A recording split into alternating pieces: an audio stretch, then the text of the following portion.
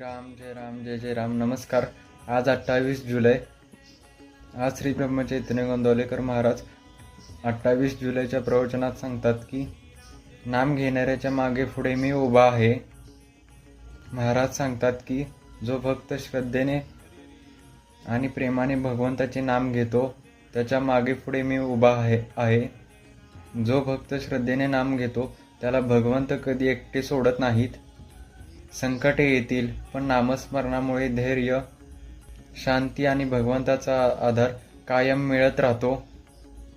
या प्रवचनाचे संपूर्ण विवेचन पाहण्यासाठी आत्ताच माझ्या चॅनलवरील फुल व्हिडिओ पहा.